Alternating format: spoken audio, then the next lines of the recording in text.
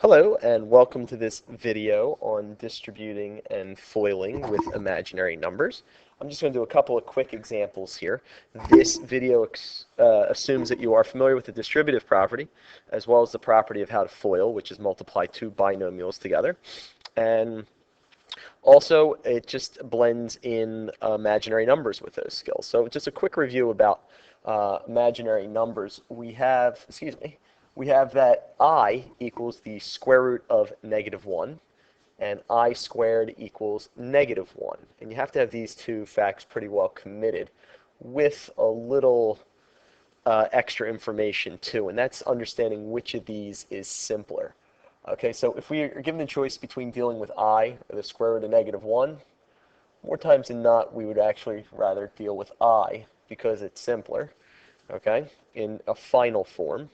And if we're ever given the choice between I squared and -1, well, you'd probably realize that dealing with -1 makes more sense, that it is simpler, okay? So you always keep your eye out for those opportunities when dealing with imaginary numbers. So here it says, please multiply as indicated. In number 1, we just have a straightforward distribution property where it says -4i times a quantity 8 minus I. Okay, so I will in fact just look to distribute. So -4i times 8 is going to give me -32i, and then -4i times -I will in fact give me positive 4i squared.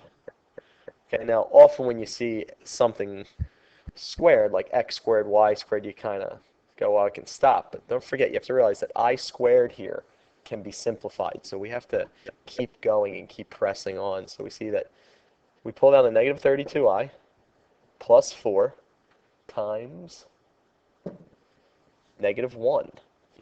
And then keep simplifying from there. Say it's -32i minus 4. Then we see there are in fact no like terms anymore to move forward with. So we realize that this is our final answer. Okay, it can also be written as -4 minus 32i. This is a complex number in that it has a real part and an imaginary part. Okay, next problem, a little different. It says number 2, 7 plus 2i times a quantity 8 minus 5i. Well, we have to focus on this portion here where the distribution is by the order of operations. So we have to do that part first, so I'll just bring down the 7, and then I will do 2i times 8 is positive 16i, and then I'll do 2i times -5i is negative 10i squared. We also, again, need to note that we have an I squared in this problem, so we have to substitute in a value of -1 because that is simpler. 7 plus 16i minus 10 times -1. Continuing to simplify, we get 7 plus 16i plus 10, and we see we have like terms with these constants, so we'll conclude with writing the answer of 17 plus 16i. Again, a complex number in that it has a real component and an imaginary component. All right, so a couple examples of FOIL down here to end the video. And we see we have the quantity of 7 plus I times the quantity 7 minus I. Okay, so let's move this down a little bit so if I draw some arches for the FOIL, you can see it. Okay, so I'll try and color code this. You should see that this is the pattern, special pattern for what looks to be a factored form of a difference of two squares. So get ready to see kind of what happens in relation to that in the background as we do this. So we see that 7 times 7 is 49. And we have 7 times -I is -7i. Then we have I times 7 is positive 7i. Again, those difference of squares kind of patterns create a situation where the middle terms are going to cancel, and you probably just had a sense that that was going to happen. And then you have I times -I is -I squared. Okay? So from here, we continue to simplify and see that we can cancel a -7i with the 7i. And we need to then continue and write 49 minus Negative 1. You probably saw that coming again because the I squared is going to be negative 1. So continuing to simplify, 49 minus negative 1 is just going to give me 50. Again, in all three of these problems so far, we saw that I squared had to be substituted for negative 1.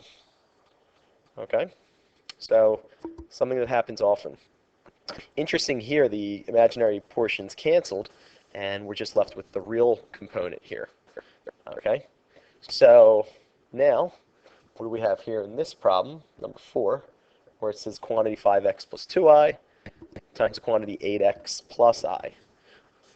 Well, even though it has a variable of x in it, you'll still FOIL it the same way and use all of your rules of like terms as they apply. So what we have here is 5x times 8x is 40x squared. 5x times I is 5xi.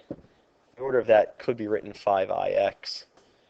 Okay, and then we have 2i times 8x. It's going to be 16xi, which I'll just keep the order consistent for the sake of seeing the like terms of writing the x factor before the I factor. And then we've got, for the last part of the multiplication in the FOIL, 2i times I is 2i squared. Okay, and we'll continue on from here, and we'll get 40x squared plus 16xi plus 2 times negative 1. Again, with that substitution for the I squared. It's so easy to miss. I squared looks like you really can't simplify it, but you in fact can. So, just cleaning this up a little, 40x squared plus 16xi minus 2, and we see there in fact no like terms in this trinomial, so this is going to be our final answer. So, from there, just a quick review. You're following all of the rules for FOIL and distribution that you always have, except you're just kind of keeping your eye out there for when you have an I squared that you can swap out for negative 1. Now, these are by no stretch of the imagination the sum total of the examples where you FOIL and distribute. These are just examples where we see that in all the problems, the maximum power, the highest power we deal with here is I squared. We get into a much different circumstance when we get past I squared, and that's left for a different lesson and a different video. This is kind of just a basic approach to using distribution and FOIL and doing a little bit of combined like terms with imaginary numbers. So enjoy, and hopefully you see the connection between this new skill and skills you've had previous to this that can be easily connected.